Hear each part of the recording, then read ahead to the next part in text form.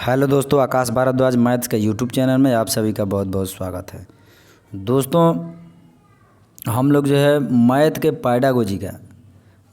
Pedagogy का जो आपके सीटेट एग्ज़ाम में 15 नंबर का क्वेश्चन देखने को मिलता है पैडागोजी का, उन सभी के पैडागोजी के क्वेश्चन को दोस्तों जो आपके एग्ज़ाम में पूछा गया है सीटेट एग्ज़ाम में, उन सभी को यानी प्रीवियस ईयर क्वेश्चन को दोस्तों इस वीडियो में हम लोग लाइन बाय लाइन एक एक क्वेश्चन को जो है कंप्लीट कर रहे हैं। तो दोस्तों, इसके पिछले वाला वीडियो अगर आपने नहीं देखा है तो पिछले वाला वीडियो जाकर देख लीजिएगा। अगर आप थ्योरी पढ़ना चाहते हैं, अगर इसका पैडागोजी का टोटल थ्योरी पढ़ना चाहते हैं तो थ्योरी भी दोस्तों प्ले लिस्ट यहाँ पर मैथ का जो है सीटेट का बना हुआ है, वहाँ से जाकर आप पहले वीडियो से शुरुआत कर सकते हैं। तो दोस्तों, प्रीवियस ईयर क्वेश्चन आपके सीटेट एग्ज़ाम में पूछे कैसे जाते हैं और कैसे कैसे वहाँ ऑप्शन आता है और कैसे आपको जो है आंसर देना होता है। तो दोस्तों, इस वीडियो में सारी चीज़ों को जो है एक एक क्वेश्चन को, एक एक पॉइंट को जो है, एक एक ऑप्शन को हम लोग डिस्कस करेंगे। तो दोस्तों, अगर चैनल पर नए होंगे तो चैनल को सब्सक्राइब कर लीजिएगा और बेल आइकन को दबा दीजिएगा ताकि सारे वीडियो को नोटिफिकेशन आपको मिलता रहे। तो दोस्तों, आज हम लोग क्वेश्चन की शुरुआत करेंगे कहाँ से, तो क्वेश्चन नंबर 25 से हम लोग शुरुआत करेंगे। और क्वेश्चन का आंसर अगर आपको आ रहा होगा तो कमेंट बॉक्स में कमेंट ज़रूर करिएगा और साथ ही साथ ये भी कमेंट करिएगा दोस्तों आप कहाँ से देख रहे हैं और क्वेश्चन का एनालिसिस करने में क्या आपको कोई दिक्कत आ रही है कि समस्या आ रही है कि नहीं आ रही है। तो फिर से जो है क्वेश्चन को दोस्तों यहाँ पर जो है डिस्कस किया जाएगा बहुत ही अच्छे तरीके से, कमेंट जरूर करिएगा। तो दोस्तों, अगर वीडियो अच्छा लगे तो वीडियो को शेयर कर दीजिएगा। तो आइए आज हम लोग क्वेश्चन नंबर 25 से शुरुआत करेंगे और ये क्वेश्चन जो है आपके सामने है क्वेश्चन नंबर 25 और ये क्वेश्चन जो है सितंबर 2015 में पूछा गया है। क्लियर है दोस्तों?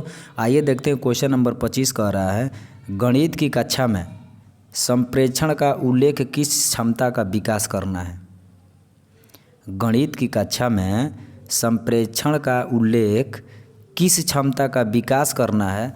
तो दोस्तों, यहाँ पर जो है आपका ऑप्शन है, ऑप्शन यहाँ पे आप देख सकते हैं, इसके 4 ऑप्शन दिए गए हैं और ये दोस्तों जो है बहुत ही अच्छे तरीके से यहाँ पर ही जो है चारों ऑप्शन को देखिएगा ध्यान से।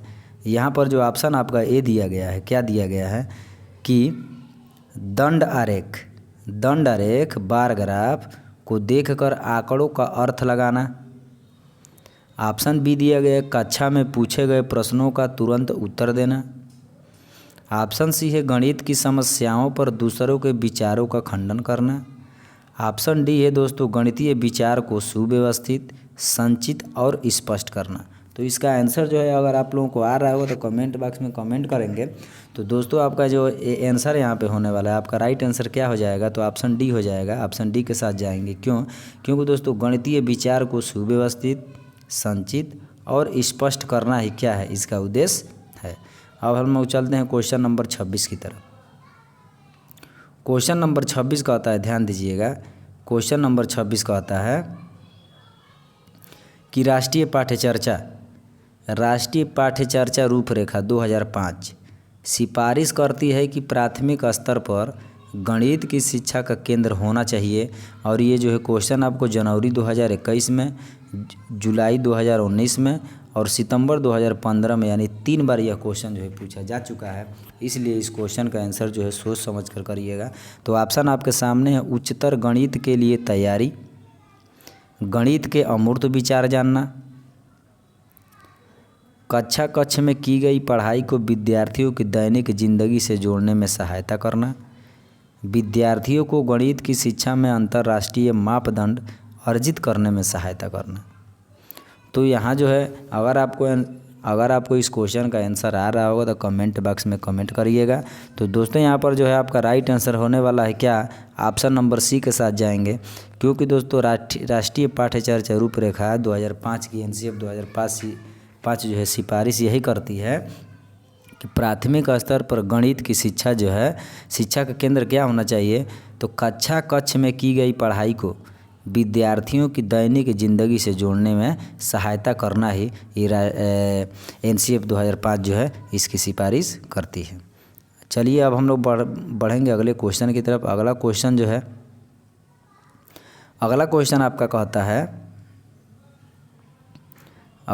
आपका कह रहा है दोस्तों कि 27 नंबर क्वेश्चन कह रहा है कि निम्नलिखित में से निम्नलिखित में से कौन सा प्राथमिक स्तर पर गणित शिक्षक की पाठ्य चर्चा अपेक्षाओं के साथ मेल नहीं खाता। ये क्वेश्चन जो है आपको पूछा गया है फरवरी 2015 में।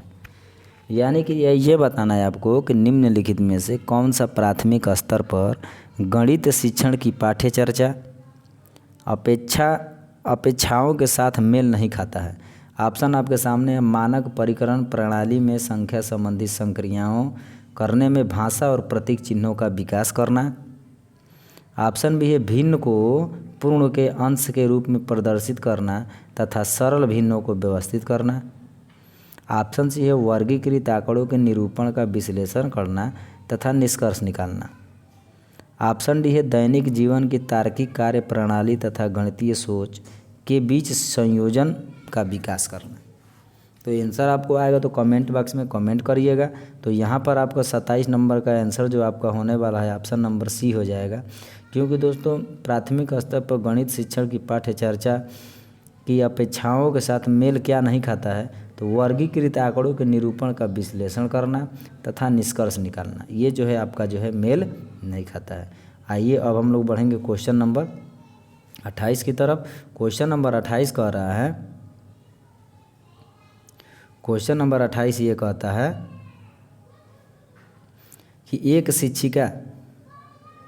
एक शिक्षिका गणित के संप्रत्ययों को सिखाते हुए खोजपरक उपागम का उपयोग करती है, विद्यार्थियों की व्यवहारिक क्षमताओं का उपयोग करती है और उन्हें चर्चा में शामिल भी करती है। वह इस युक्ति का प्रयोग किस लिए करती है, ये आपको बताना है। और क्वेश्चन का आंसर जो है बहुत ही अच्छे तरीके से दीजिएगा। यहाँ पर आपके सामने ऑप्शन दिया गया है।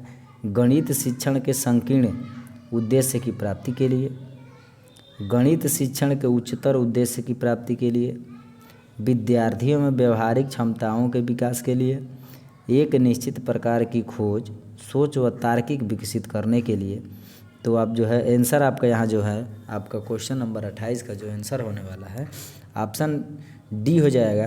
क्योंकि दोस्तों यहाँ पर जो है एक निश्चित प्रकार की सोच व तार्किक विकसित करने के लिए यह जो है एक शिक्षिका गणित के संप्रत्ययों को सिखाते हुए खोज परक उपागम का क्या करती है, उपयोग करती है। और यही जो है चर्चा में क्या होता है, यह शामिल होता है। और यही युक्ति जो है इसीलिए यह जो है युक्ति प्रयोग किया जाता है। चलिए अब हम लोग बढ़ते हैं क्वेश्चन नंबर 29 की तरफ। ध्यान दीजिएगा, क्वेश्चन नंबर 29 कह रहा है कि एक शिक्षिका कक्षा 5 की शैलजा से एक आकृति के परिमाप के बारे में पूछती है। वह शैलजा से उसके हल को अपने शब्दों में बताने को भी कहती है। शैलजा समस्या का सही हल करने में सक्षम थी, परंतु उसकी व्याख्या करने में असक्षम नहीं थी।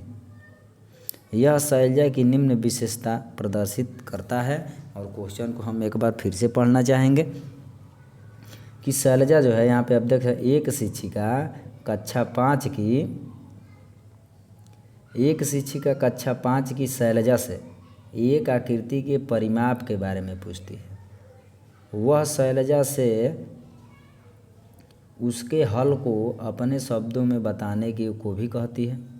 और शैलजा समस्या का सही हल करने में सक्षम थी, यानी हल कर पा रही थी, परंतु उसकी व्याख्या करने में सक्षम नहीं थी। हल कर ले रही थी लेकिन उसकी व्याख्या नहीं कर पा रही थी। यह शैलजा की निम्न विशेषता प्रदर्शित करती है, यानी क्या उसकी विशेषता प्रदर्शित करेगी।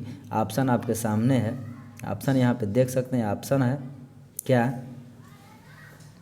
कि निम्न स्तरीय भाषा प्रवीणता और उच्च स्तरीय गणितीय प्रवीणता, कम आत्मविश्वास स्तर तथा कम गणितीय कौशल, परिमाप के संप्रत्यय की कम समझ परंतु अच्छी मौखिक योग्यता, निम्न स्तरीय भाषा प्रवीणता और निम्न स्तरीय गणितीय प्रवीणता। आप जो है आंसर इसका सोच समझ कर करेंगे और आंसर आपको आ रहा होगा तो कमेंट बॉक्स में कमेंट जरूर करिएगा। तो आपका यहाँ पर राइट आंसर होने वाला है क्या, आपका राइट आंसर डी हो जाएगा। यानी कि निम्न स्तरीय भाषा प्रवीणता और निम्न स्तरीय गणितीय प्रवीणता जो है यहाँ पर आपका राइट आंसर होने वाला है। क्लियर है। चलिए अब हम लोग बढ़ते हैं क्वेश्चन नंबर 30 की तरफ। क्वेश्चन नंबर 30 का आ रहा है क्वेश्चन नंबर 30 कह रहा है, ध्यान दीजिएगा कि गणित की पाठ्य पुस्तक में यहाँ पर जो इसको थोड़ा सा और चलिए, गणित की पाठ्य पुस्तक में विभिन्न प्रकरणों के खंड, अभ्यास, समय को समावेशित करने का उद्देश्य है। गणित की पाठ्य पुस्तक में विभिन्न प्रकरणों में खंड, अभ्यास, समय को समावेशित करने का क्या उद्देश्य है? ये क्वेश्चन जो आपको फरवरी 2015 में पूछा गया है। ऑप्शन आपके सामने है। विस्तृत अधिगम अवसर प्रदान करना, विद्यार्थियों को आनंद व मस्ती प्रदान करना, दैनिक दिनचर्या में बदलाव लाना, समय का बेहतर सदुपयोग सुनिश्चित करना। तो यहाँ पर जो है ऑप्शन जो है बहुत ही सोच समझ कर देंगे। यहाँ पर जो है सबसे पहला ऑप्शन जो है दोस्तों, यहाँ पर जो है कि आपका राइट आंसर इस क्वेश्चन का होने वाला है क्या, कि राइट आंसर हो जाएगा आपका, क्या हो जाएगा राइट आंसर? राइट आंसर जो आपका यहाँ पे होने वाला है तो ए हो जाएगा, यानी कि विस्तृत अधिगम और अवसर प्रदान करना ही अभ्यास समय को समावेशित करने का क्या है, उद्देश्य है। तो इसलिए आपका राइट आंसर क्या हो जाएगा? तो ऑप्शन नंबर ए हो जाएगा। अब हम लोग बढ़ेंगे क्वेश्चन नंबर 31 की तरफ, और क्वेश्चन नंबर 31 जो है, आइए देखते हैं क्या कहता है। क्वेश्चन नंबर 31 कहता है कि वैदिक गणित जो है, वैदिक गणित आजकल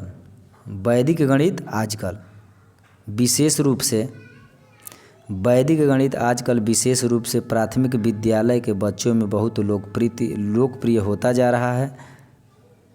उसके बाद जो है यहाँ पर जो है, यानी कि यहाँ पर प्राथमिक विद्यालय के बच्चों में बहुत लोकप्रिय होता जा रहा है। इसका प्रयोग निम्नलिखित में से किसके विकास संवर्धन में होता है? और ये क्वेश्चन 2015 में पूछा गया है, फरवरी में। यानी कि वैदिक गणित आजकल विशेष रूप से प्राथमिक विद्यालय के बच्चों में बहुत लोकप्रिय होता जा रहा है। इसका प्रयोग निम्नलिखित में से किसके विकास संवर्धन में होता है? यहाँ पर आप लोग आंसर करेंगे, अगर आप लोगों को आ रहा होगा तो। ऑप्शन आपके सामने, गणित में गणना के कौशल तथा गति। ऑप्शन बी है विद्यार्थियों की गणित में परिकलन प्रक्रिया की समझ। ऑप्शन सी है विद्यार्थियों के गणित में समस्या समाधान कौशल। ऑप्शन डी है विद्यार्थियों की गणित में एकाग्रता। तो ऑप्शन जो है, अगर इसका आंसर आपको आ रहा होगा तो कमेंट बॉक्स में कमेंट जरूर करिएगा। तो दोस्तों यहाँ पर जो है आपका आंसर जो होने वाला है क्या हो जाएगा? तो ऑप्शन नंबर ए होगा, यानी कि गणित में गणना और कौशल तथा गति ही जो है आजकल विशेष रूप से प्राथमिक विद्यालय में बच्चों में इसीलिए लोकप्रिय होता जा रहा है कि गणित का गणना करना, गणना के कौशल में सीखना और जो है उसमें गति लाना ही इसका उद्देश्य है। क्लियर है? चलिए अब हम लोग बढ़ते हैं। इसलिए दोस्तों यहाँ पर जो है आपका राइट आंसर क्या होने वाला है? ऑप्शन नंबर ए हो जाएगा। ए के साथ चले जाएंगे। अब हम बढ़ते हैं क्वेश्चन नंबर 32 की तरफ, और क्वेश्चन नंबर 32 क्या कहता है उसको ज़रा देखिए। प्रश्न नंबर 32 कह रहा है, राष्ट्रीय पाठ्य चर्चा रूपरेखा 2005 के अनुसार विद्यालयों में गणित शिक्षण का संकीर्ण उद्देश्य है। राष्ट्रीय पाठ्य चर्चा रूपरेखा एनसीएफ 2005 के अनुसार विद्यालयों में गणित शिक्षण का संकीर्ण क्या उद्देश्य है? ये क्वेश्चन जो है 2015 में फरवरी में पूछा गया है। ऑप्शन आपके सामने है, परिकलन व मापन पढ़ाना। ऑप्शन बी है रैखिक बीजगणित से संबंधित दैनिक जीवन की समस्याओं का शिक्षा। ऑप्शन सी है संख्यात्मक कौशलों का विकास करना। ऑप्शन डी है बीजगणित पढ़ाना। तो दोस्तों यहाँ पर आप लोग जो है बहुत ही सोच समझ कर आंसर करिएगा। यहाँ पर जो है आपका आंसर आने वाला है क्या? तो ऑप्शन नंबर सी हो जाएगा, संख्यात्मक कौशलों का क्या करना, विकास करना ही विद्यालयों में गणित शिक्षण का क्या है, संकीर्ण उद्देश्य है। इस पॉइंट को आप अच्छे तरीके से नोट करेंगे। चलिए अब हम बढ़ते हैं क्वेश्चन नंबर 33 के तरफ। क्वेश्चन नंबर 33 कहता है कि आकृतियों की इकाई से अध्यापक विद्यार्थियों से आकृतियों के उपयोग की सहायता से किसी भी चित्र की रचना करने के लिए कहता है। फिर से क्वेश्चन को हम दोहराना चाहेंगे। आकृतियों की इकाई से अध्यापक विद्यार्थियों से आकृतियों के उपयोग की सहायता से किसी भी चित्र की रचना करने के लिए कहता है। इस क्रियाकलाप से निम्नलिखित में से कौन सा उद्देश्य प्राप्त किया जा सकता है। आपके सामने जो है ऑप्शन है रचना और सृजन, रचना या सृजन, अनुप्रयोग, ज्ञान, समझ या बोध।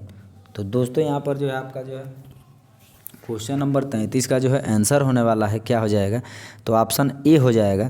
ऑप्शन ए के साथ जाएंगे। क्योंकि यही जो है आपका रचना या सृजन करना ही इस क्रियाकलाप में यही जो है उद्देश्य प्राप्त किया जा सकता है कि टीचर जो है विद्यार्थी से आकृतियों का चित्र बनाने के रचना करने के लिए कहता है, तो रचना ही बच्चे करेंगे यानी सृजन करेंगे। क्लियर है। चलिए अब हम लोग बढ़ते हैं क्वेश्चन नंबर 34 की तरफ। क्वेश्चन नंबर 34 कहता है कक्षा 4 की पाठ्य पुस्तक से दी गई निम्नलिखित समस्याओं में से कौन सी बहुअनुशासनात्मक समस्या की ओर संकेत करती है। फिर से क्वेश्चन देखेंगे ध्यान से। कक्षा 4 की पाठ्य पुस्तक से दी गई निम्नलिखित समस्याओं में से कौन सी बहुअनुशासनात्मक समस्या की ओर संकेत करती है। ऑप्शन आपके सामने दिया गया है, दी गई आकृति में गिनती सममित रेखाएं हैं। ऑप्शन भी है किसी दी गई ज्यामितीय आकृति में एक सममितीय रेखा खींचना। ऑप्शन आपका सी है यहाँ पर।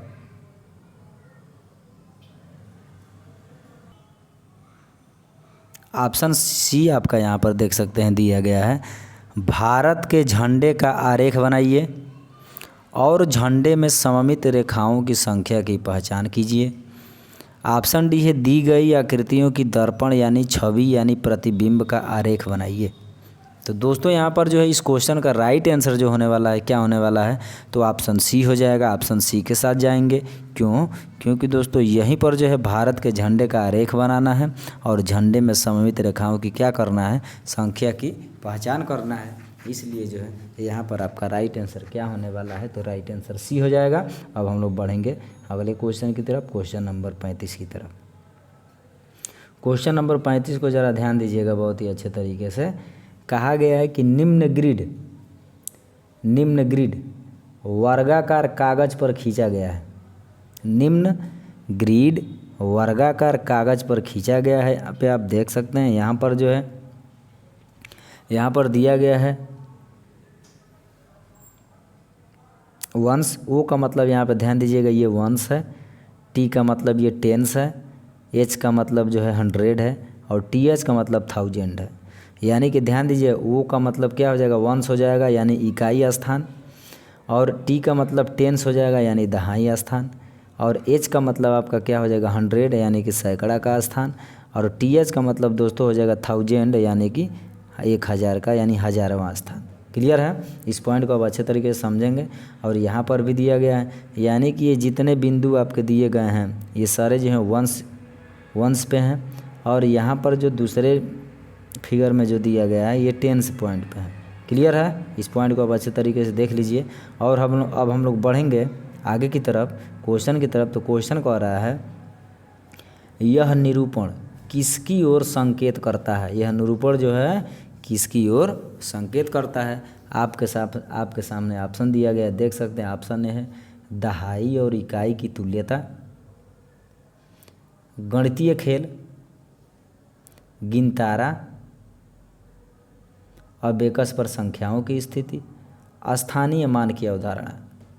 बहुत ही सोच समझ कर आंसर करेंगे। तो यहाँ पर जो है आपका जो है आप देख सकते हैं इकाई, दहाई, सैकड़ा, हज़ार, ये जो है स्थानीय मान निकालने के ही काम आता है। तो इसलिए आपका जो है यहाँ पर राइट आंसर होने वाला है स्थानीय मान की अवधारणा जो है को यह जो है संकेत करता है, यानी स्थानीय मान की तरफ यह जो है संकेत करता है। इसलिए आपका राइट आंसर क्या हो जाएगा, तो आंसर नंबर डी हो जाएगा। तो दोस्तों हमको उम्मीद है कि क्वेश्चन अगर आपको समझ में नहीं आ रहा होगा, अगर आप थ्योरी के माध्यम से पढ़ना चाहते हैं, थ्योरी पढ़ना चाहते हैं इसका, तो प्ले लिस्ट जो है दोस्तों यहाँ पे सीटेट का मैथ पेडागोजी का थ्योरी जो है सीटेट का जो है एक एक चैप्टर को, एक एक टॉपिक को थ्योरी वाइज और बिल्कुल जो है आपको पेपर में आने वाले प्रश्न को यहाँ पर जो डिस्कस किया गया है, और जो वहाँ से आप जाकर प्ले लिस्ट में जाकर देख सकते हैं। तो दोस्तों कमेंट बॉक्स में कमेंट करिएगा यह वीडियो कैसा लगा आपको, प्रीवियस ईयर क्वेश्चन का ये जो क्वेश्चन आपके हैं कैसा आया है, और ऐसे ही आपको पेपर में देखे जाते हैं, ऐसे ही क्वेश्चन आपको डायरेक्ट देखने को मिलेगा। तो दोस्तों अगर वीडियो अच्छा लगा हो तो वीडियो को लाइक कर दीजिएगा और शेयर कर दीजिएगा। तब तक के लिए तो दोस्तों ये क्वेश्चन जो है हम लोग टॉप 10 क्वेश्चन कर रहे हैं, जो बहुत ही ज़बरदस्त तरीके से आपके सीटेट एग्जाम में ये सब आने वाला प्रश्न है और आ भी सकते हैं, और ऐसे ही प्रश्न आपको देखने को मिलते हैं। तो चलिए दोस्तों फिर से मिलते हैं नेक्स्ट वीडियो में, क्वेश्चन नंबर 36 से शुरुआत करेंगे अगले दिन हम लोग। तब तक के लिए अपना ध्यान रखिएगा, सीटेट की तैयारी ज़बरदस्त तरीके से करते रहिए। तो चलिए मिलते हैं फिर से नेक्स्ट वीडियो में, तब तक के लिए जय हिंद जय भारत।